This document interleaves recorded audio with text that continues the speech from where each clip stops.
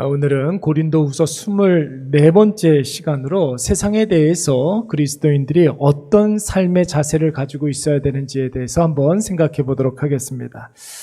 한때 우리 사회에 무엇다운 이런 말이 유행했던 적이 있었습니다. 선생님은 선생님다울 때 가장 아름다운 것이고 반대로 학생은 학생다울 때 가장 이쁜 것 아니겠습니까? 그렇죠. 중학생들이 화장을 진짜 떡칠하고 돌아다니면서 자기들끼리 하는 말이 뭔지 알아요? 나 화장한 티 나? 이렇게 물어보는 그런 아이들이 있어요. 학생들은 학생다울 때가 가장 아름다운 것이죠. 아빠는 아빠다울 때 가장 믿음직스러운 거고, 엄마는 엄마다울 때 그 가정을 이끌어갈 수가 있는 것입니다. 목사도 여러분 목사다워야 되겠죠. 성도도 성도다워야 할 것 같습니다. 여러분, 성도다운 성도, 목사다운 목사, 그리스도인다운 그리스도인, 어떤 게 그리스도인다운 것일까요? 여러분, 깊이 묵상하는 가운데 한 3가지로 좀 정리를 할 수 있을 것 같아요. 내가 그리스도인이라는 사실, 그 자기 확신이 있어야 되지 않겠습니까? 내가 먼저 나의 정체성, 내가 누구인가, 이 부분에 대한 바른 대답을 우리가 가지고 있어야 한다는 거예요. 어디를 가든지 무엇을 하든지 내가 그리스도인이라는 사실을 잊어먹어서는 안 되겠죠. 두 번째는 하나님께서 그리스도인으로서 우리가 이 세상을 살아갈 때 사명을 주셨는데 그 사명을 감당해야 된다는 거예요. 그냥 내 사명이 무엇이다 바르게 인식하는 것도 물론 중요하지만 그 사명을 감당하는 것이 더 중요한 것입니다. 그리고 3번째, 그리스도인으로서 이 사회에서 품위를 지켜야 되는 것이고 격을 지켜야 되는 것이죠. 그것이 바로 예수 그리스도의 품위라고 우리는 받아들일 수가 있습니다. 그래서 자기인식, 내가 그리스도인이라는 자기인식. 두 번째는 사명 감당하는 일이 있어야 되겠고, 3번째는 품위를 유지해야 하는 것입니다. 여러분, 바울이 훌륭한 그리스도인으로 또 위대한 사도로 오늘날까지 남아있는 이유가 무엇입니까? 사도 바울의 이게 3가지가 있었기 때문에 그런 거예요. 자기가 사도라는 사실, 그것에 대한 바른 인식이 있었습니다. 그래서 여러분, 고린도후서 4장 말씀부터 지금 6장, 7장까지 이렇게 넘어가고 있는데 이 말씀에서 계속해서 사도로서 자기가 감당해야 되는 그런 일들이 무엇인지에 대해서 잘 나오고 있어요. 여러분, 사도 바울이 자기의 사도직을 감당하기 위해서 참고 견뎌야만 했던 것들 9가지가 나오지 않습니까? 그게 뭐였습니까? 환난과 궁핍과 고난과 매맞음과 갇힘과 난동 부리는 일들, 그리고 계속해서 수고하고 애쓰는 그런 일들, 그리고 자지 못함과 먹지 못함과 이 9가지의 여러 가지 어려움들이 있었다고 그랬어요. 그리고 또 사도로서 자신이 끝까지 지켰던 것들을 또 설명하고 있습니다. 자기가 깨끗하기 위해서 노력했고, 그렇죠. 아까 전에 3번째가 뭐라고 그랬어요? 품위와 격을 지켜야 된다고 그러지 않았습니까?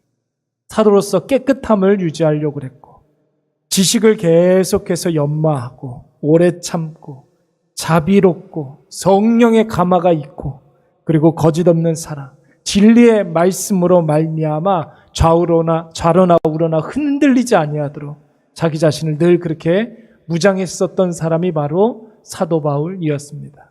여러 가지 고난과 어려움 속에서도 내가 예수 그리스도의 자녀로, 혹 예수 그리스도의 사도로 이 세상에서 사명을 감당하기 위해서 깨끗함을 유지하고 지식을 충족하고 오래 참고 이런 일들을 전혀 좀 뭐라 그럴까요? 아끼지 않았다라는 것입니다. 여러분, 그리스도인으로서 상황과 상관없이 지켜야 할 것들이 분명히 있습니다. 왜 그렇습니까? 다르기 때문에 그런 거예요. 그렇죠? 우리가 세상 사람들과 다르기 때문에 뭐가 달라요? 존재가 다르잖아요. 하나님의 자녀와 불신자들은 존재 자체가 달라요. 존재만 다른 것이 아니라 신분이 다르다고 그랬죠. 우린 상속자예요. 영원한 하나님 나라를 기업을 물을 상속자입니다. 그리고 우리는 하나님 나라에 속한 자들의 이 세상에 살고 있지만 우리가 결국은 가야 할 집은, 내 집은 어디에 있습니까? 어디에 있습니까? 양곡에 있습니까? 구례동에 있습니까? 천국에 있는 거예요. 죄 많은 이 세상은 내 집 아니네. 이런 찬양 있잖아요. 그렇죠? 우리의 소속은 하늘나라에 있는 거예요. 그러니까 여러분, 불신자와는 달라야 되지 않겠습니까? 그러니까 자기 인식이 있어야 되고, 내가 이 세상에서 무엇을 감당해야 되는지 사명의식이 있어야 되고, 품위를 유지할 수 있어야 되는 것입니다. 여러분, 우리가 가는 길이 다르기 때문에 그런 것이 아니에요. 물론 그것도 이유가 되겠죠. 존재가 다르다는 것은 결국 우리가 가는 길이 다르다는 뜻이에요.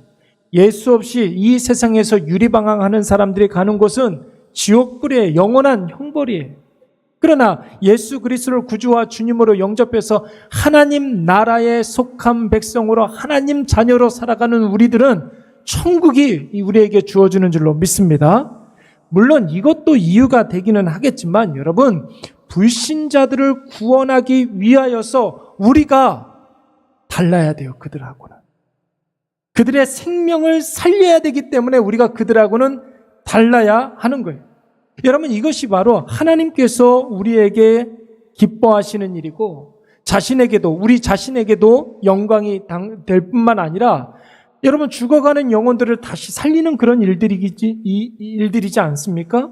그리고 새벽 예배 때마다 우리가 묵상하고 있지만 우리가 열심히 이 세상과는 다르게 하나님의 자녀로 살아갈 때 우리의 후손들에게 놀라운 복락이 있는 줄로 믿습니다.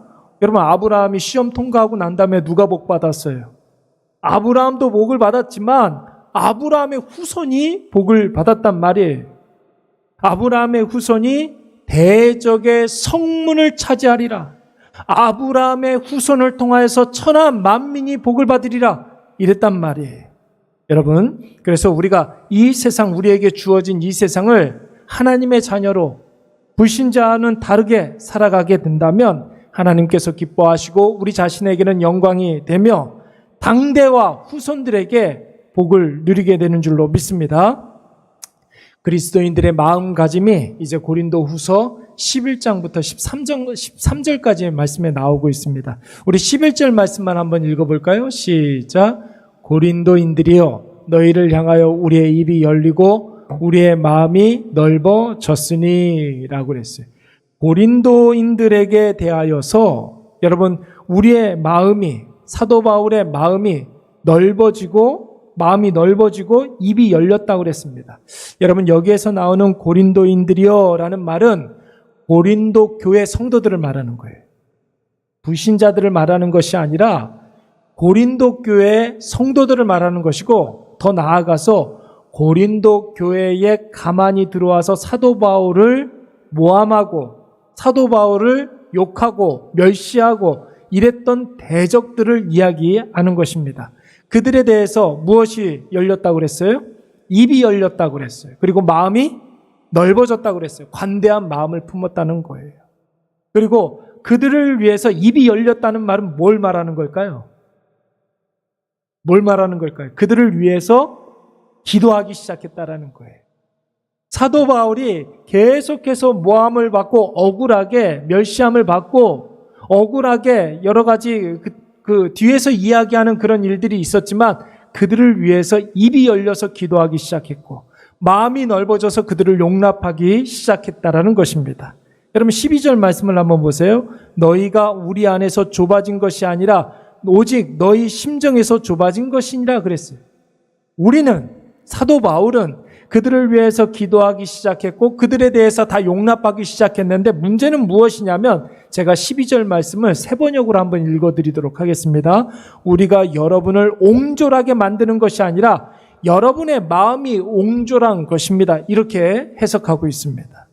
여러분, 하나님과 화목하지 못한 사람은 어쩔 수 없어요. 자기라는 그 우물에서 벗어날 수가 없습니다. 여러분, 불신자들 중에는 마음이 넓은 사람들도 물론 있죠. 그렇죠? 예수 믿지 않는 사람들 중에서도 마음이 관대한 사람들이 있을 수 있습니다.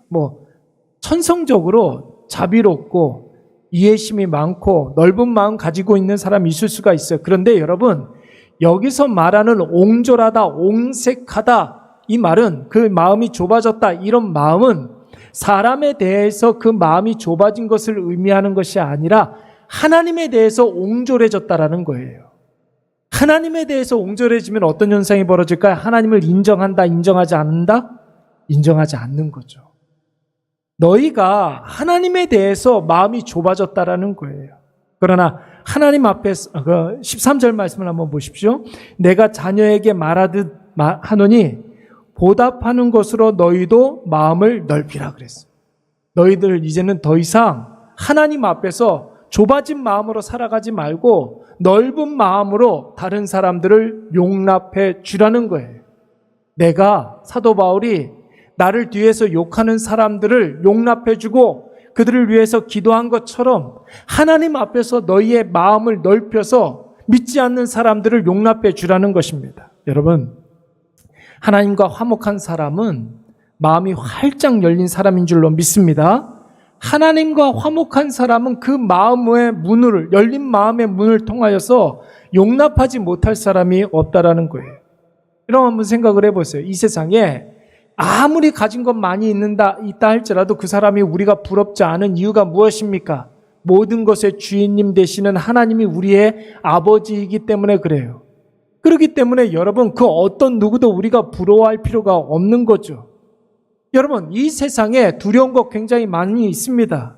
우리의 마음을 무섭게 하는 것들, 불안케 하는 그런 일들이 너무나 많이 있습니다. 그러나 여러분, 사망 권세를 이기신 예수 그리스도께서 우리의 인생의 구주와 주님이 되는데 두려운 게 있습니까? 없습니까? 없어요, 여러분. 무서울 게 있습니까? 없습니까? 없어요. 우리 마음속에 두려움과 무서움이 엄습하는 이유는 무엇이냐면 그만큼 예수 그리스도에 대한 묵상이 우리가 현저히 떨어지고 있다는 것을 의미하는 거예요.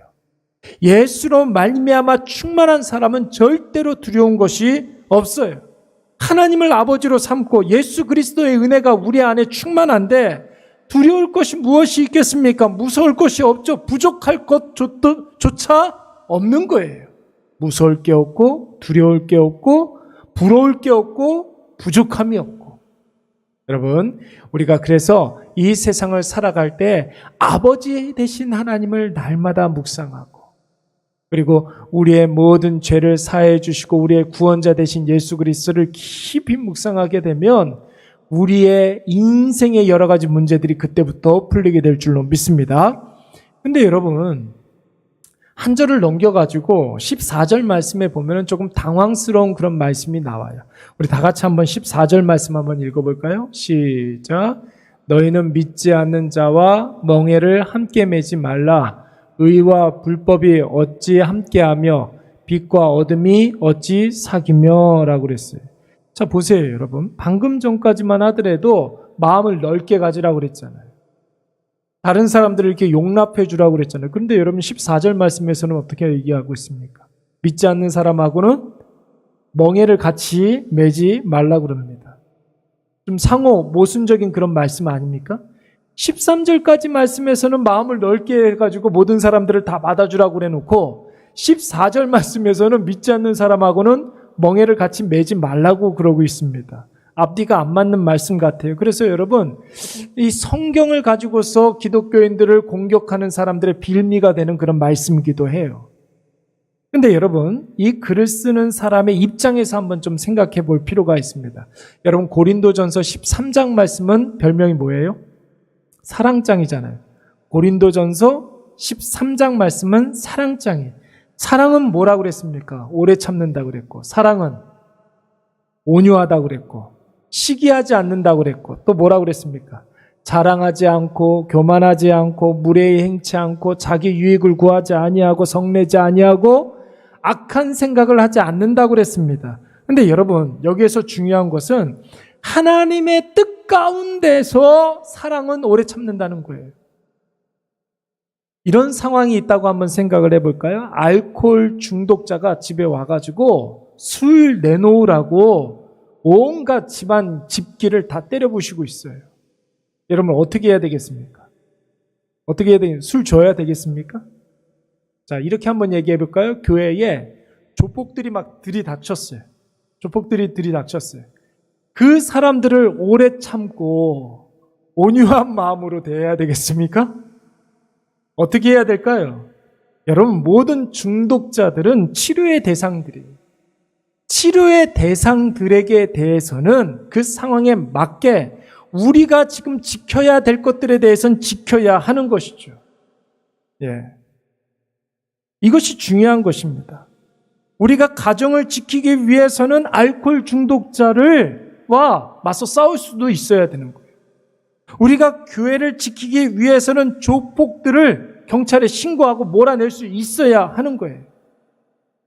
중독자들의 이야기를 들어본 적이 있었는데, 알코올 중독자들의 이야기를 들어본 적이 있었는데, 당신이 알코올 중독자가 되기까지 가장 원망스러운 사람이 누구입니까? 물어보면 가장 가까운 가족이라는 거예요. 그들이 내가 술을 마시기 시작했을 때 그것을 끊도록 술을 주지 말았어야 되는데, 그때 당시의 위기를 모면하기 위해서 그때 술을 줌으로 말미암아 자기가 알코올 중독자가 되었다라는 거예요. 일리 있는 이야기예요. 일리 있는 이야기예요.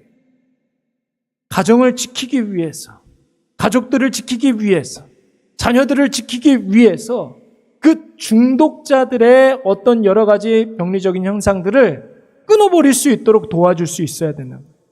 지금 오늘 이 본문의 말씀도 마찬가지예요. 똑같은 거예요. 마음을 넓히라, 마음을 열어라, 이런 것들은 여러분 신앙 공동체 안에 구성원 간에 하는 그런 말이지, 신앙 공동체 안에서 우리가 서로 사랑하고 하나됨을 힘써 지키고 이렇게 되어야 하지. 그런데 여러분 이 말을 잘못 적용을 해가지고 세상 사람들과 어깨동무하면서 그들과 뭔가를 일을 도모하고 세상 사람들과 함께 뭔가를 이렇게 하려고 하는 그런 의미가 아니라는 거예요. 그런 의미가 아니라는 것이죠. 여러분, 그래서 고린도 전후서 말씀을 이렇게 쓸 때 사도 바울이 이 말씀을 마음을 넓혀라, 입술을 열어라, 이 말을 고린도 교회 성도들이 조금 이렇게 잘못 적용할까봐 다시 한번 14절 말씀에 믿지 않는 사람들과는 멍에를 지지, 함께 지지 말라, 이렇게 이야기하는 것입니다. 여러분, 고린도전서 1장, 3장 1절과 2절 말씀에서도 보면은 이런 말씀이 있어요. 제가 한번 읽어볼게요. 형제들아, 내가 신령한 자들을 대함과 같이 너희에게 말할 수 없어서 육신에 속한 자 곧 그리스도 안에서 어린아이들을 대함과 같이 하노라. 고린도 교회 성도들이 잘못 적용할까봐 이 말씀은 마음을 넓혀라, 마음의 문을 열어라, 이 말씀은 신앙 공동체 안에서 적용되는 말이지 믿지 않는 사람들과 짝하며 세상에 나가서 그렇게 하라는 소리가 아니다 라는 것을 지금 이야기하고 있는 거예요. 2절 말씀에서도 내가 너희를 저주로 먹이고 밥으로 아니하노니 이는 너희가 감당하지 못하였음이었거니와 지금도 못하리라. 일일이 다 설명해 줘야 된다라는 거예요. 오늘 본문의 말씀에서도 고린도 후서 6장 13절 말씀에 보시면 뭐라고 그랬어요?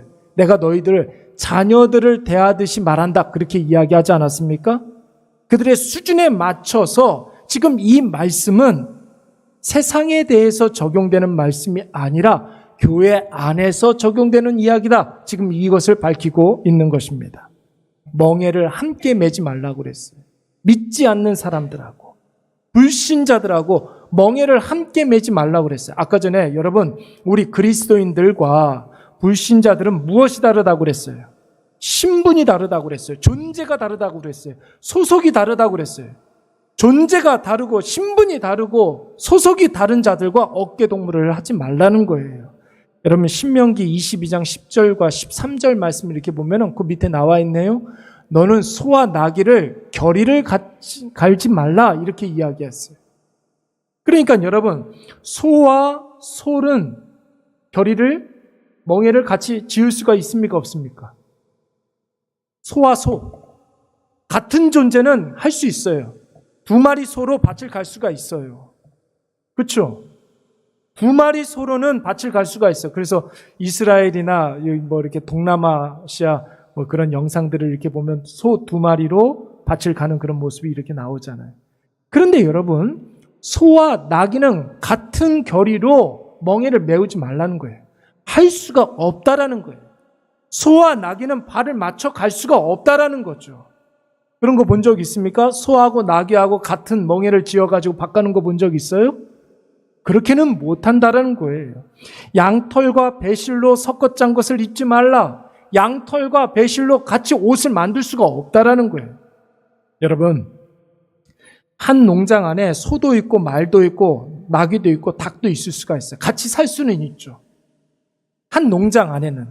근데 일은 나귀와 소가 같이 할 수는 없는 거예요. 믿지 않는 자와 여러분 우리가 이 세상에서 같이 살아갈 수는 있어요. 그런데 여러분 진리의 동역자는 될 수가 없는 거예요. 믿지 않는 사람들과는 사명을 함께 감당할 수가 없는 거예요. 믿지 않는 사람하고 친구는 될 수 있어요. 믿지 않는 사람들과 함께 한 자리에서 밥은 먹을 수가 있어요.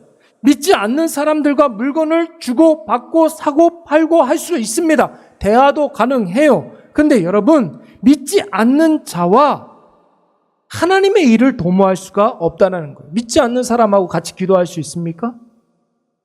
그가 예수가 없는 사람인데 어떻게 예수 그리스도의 이름으로 그 사람하고 같이 기도를 할 수가 있겠어요?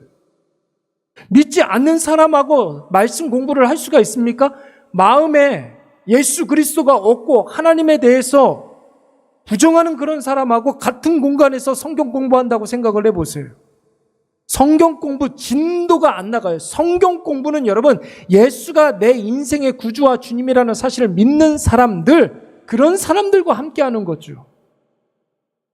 여러분 왜 사도 바울이 이런 말을 하겠습니까?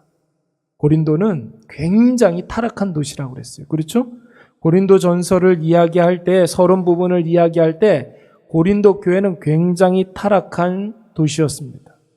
아버지의 아내와 행음을 하고도 그것을 죄라고 여기지 않았던 그런 도시였어요. 그 시대가 다 그렇게 살았어요. 그런데 그런 문화가 고린도 교회 안에도 가만히 들어오게 되어서 교회 안에서도 아니 세상 사람들도 그렇게 하는데 왜 우리가 그렇게 하지 못해? 이런 의식들이 고린도 교회에 굉장히 많았었단 말이에요. 그래서 최초로 사도 바울이 고린도 교회에 편지를 썼으니 고린도 전서 전에 썼던 편지가 그 내용을 담고 있습니다. 여러분 몸은 예배당 안에 있는데 삶의 모양은 불신자인 사람들이 얼마나 많습니까? 고린도 교회의 현실이었어요. 고기 문제 한번 보세요. 고기 문제. 그때 당시에 고린도에 유통되고 있었던 모든 고기는 다 제사상에 바쳐진 제사용품, 제수용품이라고 하지 않았습니까?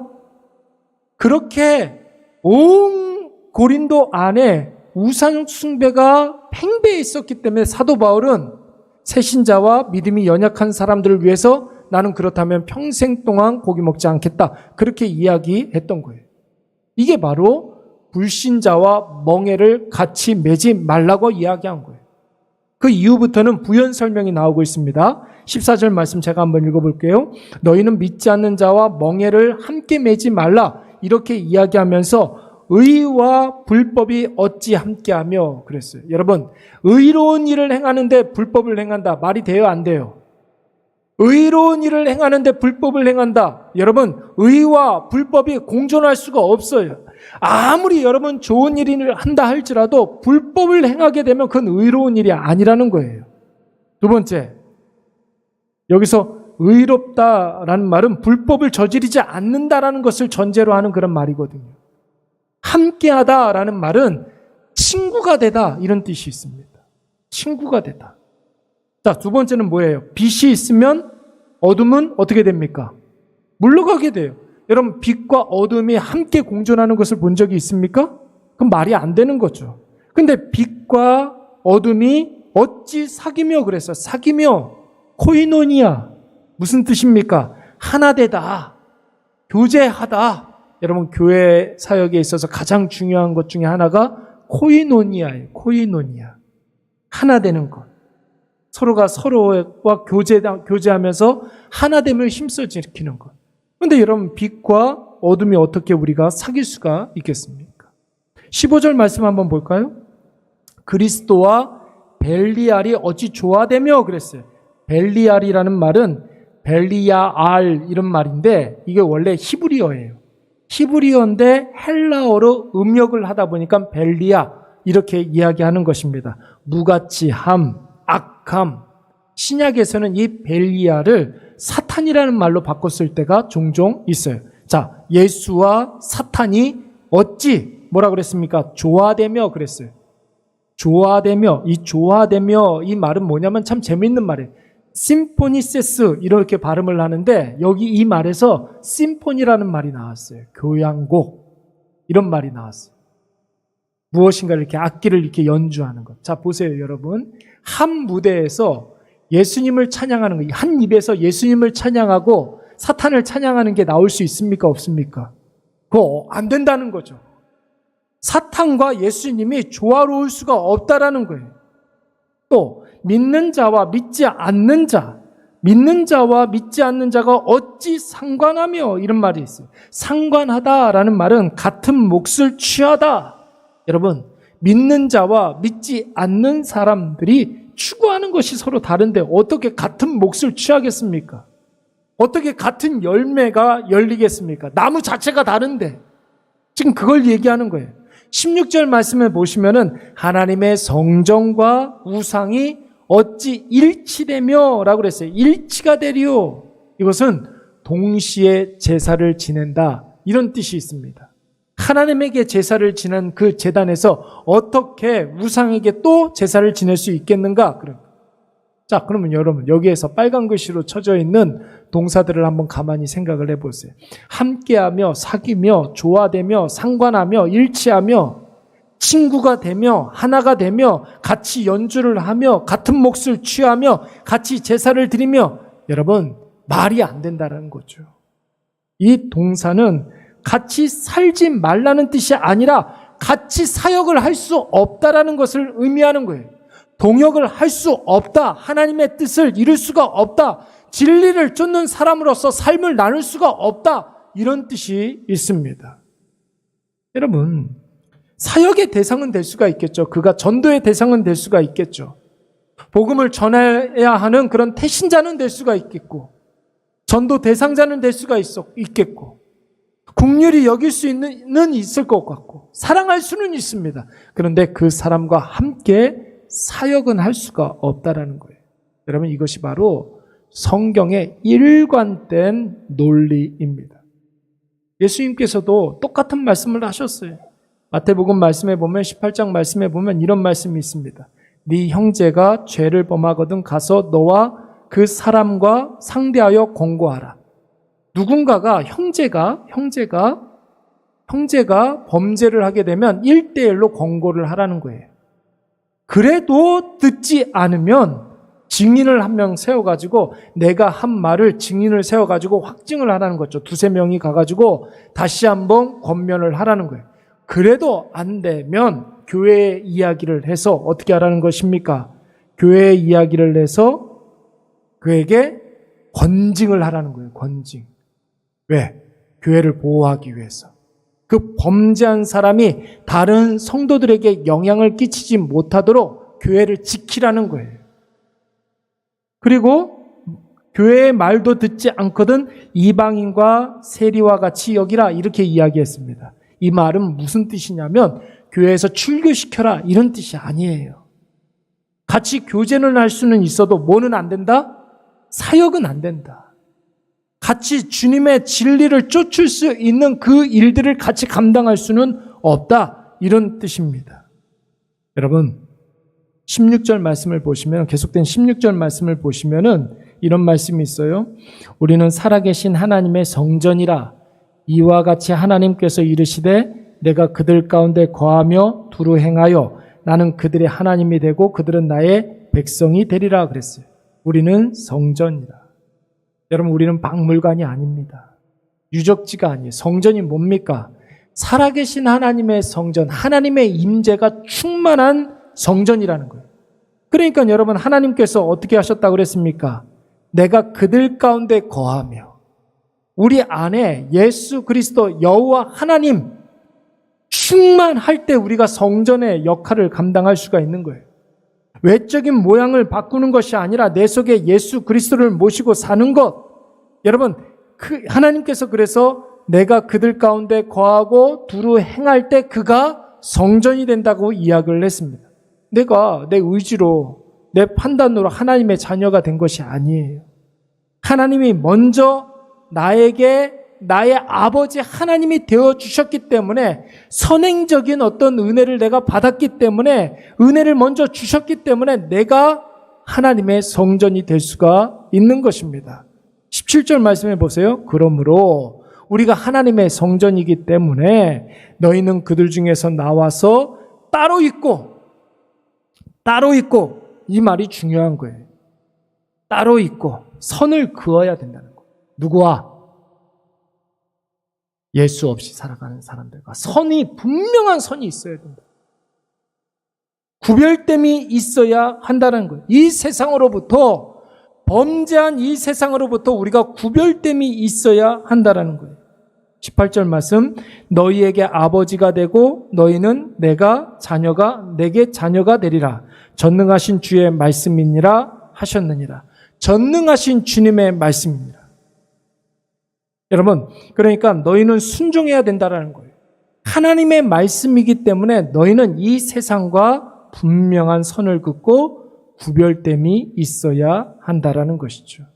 여러분, 이 시대가 교회가 위기라고 이야기를 합니다. 이유가 무엇입니까? 세상과 교회가, 불신앙과 신앙이 별로 구분됨이 없기 때문에 그런 거예요. 여러분, 교회에서 신자들이 예수 그리스도를 믿고 교회 기독교인들이 천주교로 가는 그런 일들이 굉장히 많다고 그래요. 왜 그러겠습니까? 첫 번째 이유는 교회에 대해서 목회자들에게 실망하는 그런 일들이 많이 있기 때문에 그러기도 하겠지만, 여러분, 천주교에 가면 여러 가지 세상의 자유가 많이 주어지기 때문에 그런 것이죠. 신앙과 불신앙이 구분이 없어지는 그런 시대를 살고 있어요. 그런데 성경은 끊임없이 우리에게 권면하고 있지 않습니까?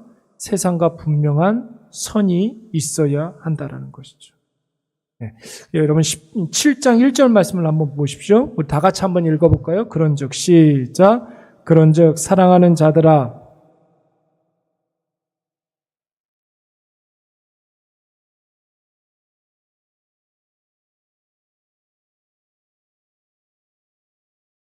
아멘. 여러분, 이 약속이라는 게 뭘까요? 이 약속이라는 것은 나는 그들의 하나님이 됩니다. 나는 그들의 아버지가 됩니다. 너희들은 나의 백성이 되고 나의 자녀가 될 것이다. 이것이 약속이에요. 근데 여러분, 그런 하나님의 자녀들, 하나님의 백성들에게 제일 필요한 것이 무엇이겠습니까? 먼저는 하나님을 경외하는 것이 중요한 거죠. 하나님을 두려워하는 가운데라고 하지 않았습니까? 경자가 뭐예요, 여러분? 공경하다 경자잖아요. 근데 이 경자가 삼가다 경자도 있어요. 삼가다 경자. 외는 뭐예요? 한자로 두려워하다 외자 아닙니까? 하나님을 의식함으로 말미암아 이 세상에 우리가 삼가해야 할 일들이 분명히 있다라는 거예요. 앞선 말씀의 표현을 빌려서 이야기하면 세상과 분명한 선이 있어야 한다라는 것이죠. 여러분, 하나님과 화목하다 이 말은 무슨 뜻이냐면 하나님과 내가 대등해졌다 이런 뜻이 아니에요. 하나님과 화목하다라는 것은 하나님에 의해서 내가 지배를 당한다라는 것을 말하는 거예요. 하나님에 의해서 컨트롤되는 인생이 바로 하나님과 화목한 인생이죠. 하나님과 화목한 인생이 되기 위해서는, 하나님의 컨트롤을 받기 위해서는 우리가 어떻게 해야 되겠습니까? 깨끗한 하나님의 자녀들이 되어야 하는 거예요. 하나님과 바른 관계를 맺는다라는 말은 하나님을 경외하고 세상과 구분이 되어야 한다는 것을 의미하는 것입니다. 그러니까 날마다 스스로를 성결케 해야 되겠죠. 기도와 말씀과 예배가 우리의 삶 가운데 계속해서 반복적으로 그 은혜를 계속해서 우리에게 줄 수 있어야 되는 거예요. 기도로 우리의 인생의 방향을, 말씀으로 인생의 방향을 결정하고, 기도함으로 말미암아 하나님 아버지 앞에 더 가까이 나아감으로 말미암아 예배를 통해서 하나님 앞에 우리 자신을 드릴 수 있어야 하는 거예요. 여러분, 이스라엘 백성들 한번 보세요. 남북 이스라엘이 다 멸망해가지고 나중에 AD 586년경에 바벨론으로 포로로 끌려가지 않습니까? 그리고 그 바벨론에서 몇 년 동안 포로 생활을 했습니까? 70년 동안 포로 생활이 마쳤어요. 첫 번째로 온 포로에서 귀환한 유대인들이 수룹바벨에 의해서 이제 제1차 포로 귀환이 이루어지게 되는데, 여러분 제일 먼저 했었던 일이 무엇입니까? 이스라엘 백성들이 이제 바벨론에서 본토 이스라엘로 돌아오고 난 다음에 제일 먼저 했었던 일은 예루살렘 성전을 짓는 일이었습니다. 자신의 신앙을 회복하는 일이었어요. 그런데 여러분, 3차로, 2차는 학사 에스라가 이제 유대인들을 데리고 왔고, 3차, 세 번째 포로 귀환은 느헤미야가 3차 포로 귀환의 인솔자였어요. 이 느헤미야는 무엇을 했습니까? 수룹바벨은 성전을 지었고 느헤미야는 성벽을 쌓았어요. 신앙을 보호한 거예요. 에스라와 수룹바벨 시대에는 신앙을 회복을 했고 느헤미야는 그 신앙을 보호했다라는 거예요. 여러분, 우리나라 말에는 하나님께서 아담과 하와에게 에덴 동산을 창설해가지고 주시지 않았습니까? 에덴 뭐라 그래요? 에덴 뭐라 그래요? 동산이라고 그러잖아요. 근데 여러분, 영어에서는, 히브리어에서는 이거를 가든이라고 그랬어요. 가든. 동산과 가든의 차이가 무엇입니까? 동산은 여러분, 그게 우리가 생각할 때 누구의 소유가 아닌 것 같죠? 뭐가 없기 때문에? 울타리가 없잖아요. 동산에는 울타리가 없잖아요. 근데 가든은요, 정원은요, 사유지 아니에요. 울타리가 있잖아요. 그러니까 에덴 가든이에요. 에덴 정원이에요. 하나님의 정원이었단 말이에요. 울타리가 있었던 곳이었단 말이에요. 신앙은 여러분 보호받아야 되는 거예요. 그러기 위해서는 세상과 선을 그을 수가 있어야 되고 그 선을 넘어서는 안 되는 거죠. 신앙은 여러분 선을 넘지 않는 거예요. 우리가 충분히 자유는 있지만 그 자유라는 그 미명하에 선을 넘지 않는 것, 그게 바로 신앙이라는 것입니다. 예수님을 믿는 사람들 중에 세속적인 생각 가지고 있는 사람들이 얼마나 많은지 몰라요. 여러분, 인본주의의 세 가지 뭐라고 그랬습니까? 물질주의. 교회 안에 물질주의가 있습니까? 없습니까? 있죠. 왜 없어요? 그리고 인본주의 두 번째는 뭐라고 그랬어요? 거대주의. 크고 아름답고 눈에 보이는 것을 중요하게 생각하는 사람. 편의주의. 뭐라고 그랬습니까? 편하고 쉽고 빠른 것만 추구하는 사람. 신앙은 여러분 물질주의, 거대주의, 편의주의가 아니에요. 분명한 선이 있어야 하는 것입니다. 성전에 성벽이 필요한 거예요. 에덴 동산에 울타리가 쳐져 있어야 하는 것입니다. 여러분, 그럴 때 우리에게 진정한 자유가 주어지게 되는 것이죠. 내가 그 선을 허물고 세상 사람들에게 찾아가면 여러분, 세상 사람들이 감동하고 감화되어서 예수님을 믿는 그런 일들이 더 많을까요? 예수 믿는 사람들이 술 먹는 사람들 전도하기 위해서 술자리에 가가지고 같이 술잔을 기울이면서 술을 많이 먹으면서 그 사람들 전도할 수 있습니까? 없어요. 더 우습게 생각하는 거예요. 성도들이 선을 잘 지키면서 신앙의 정절을 잘 지키고 스스로 성결케 되며 하나님 앞에서 경외하는 그런 모습으로 살아갈 때 오히려 그 선이 분명할 때 불신자들이 예수 그리스도에 대해서 한 번이라도 더 생각하게 되는 거예요. 우리가 스스로 선을 지우면은 절대로 믿지 않는 사람들이 감동받는 일은 없습니다. 여러분, 서두에 그리스도인답다라는 말을 우리가 묵상을 해보았는데 그리스도인답다라는 말이 바로 이런 것입니다. 아까 전에도 말했지만 개신교에서 카톨릭으로 많이 넘어가는 사람들이 있어요. 여러분, 선을 지키지 않아서 그런 것이에요. 왜 이런 현상이 벌어집니까? 우리가 개탄만 하고 말려서는 안 됩니다. 교회가 선을 지키지 않기 때문에, 성도가 선을 지키지 않기 때문에 스스로 성결함의 옷을 입지 않기 때문에 벌어지는 일들입니다. 오늘 이것을 꼭 기억하셔서 우리 신앙의 선을 분명히 하시고 그 선 넘지 아니하며 말씀으로 말미암아 우리의 인생의 모든 것들을 결정하고 기도로 말미암아 하나님 아버지 앞에 더 가까이 나아가며 예배 드릴 때마다 하나님 앞에 우리 자신을 기꺼이 드리는 저와 여러분들이 되시기를 간절히 축원합니다. 우리 말씀 생각하면서